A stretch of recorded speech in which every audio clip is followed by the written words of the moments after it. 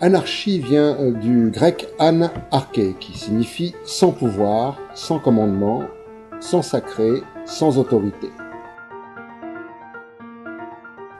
La proposition de l'anarchie est donc, on peut faire société sans qu'il y ait besoin de pouvoir. C'est donc un acte de confiance dans l'intelligence humaine, dans l'intelligence de la collectivité. La question posée par l'anarchie est « Pourquoi croyons-nous avoir besoin d'être gouvernés ?» En cela, l'anarchie se pose en alternative aux différentes formes de gouvernement qui ont toutes démontré leur tendance à décider pour le plus grand nombre. Il n'y a donc dans ce cas qu'une possibilité pour un gouvernement quel qu'il soit, l'autoritarisme. La base de l'anarchie, c'est l'interaction entre les individus qui décident de définir ce qui est commun et de prendre soin de ce qui est commun. Une tradition politique de l'anarchie est la démocratie directe.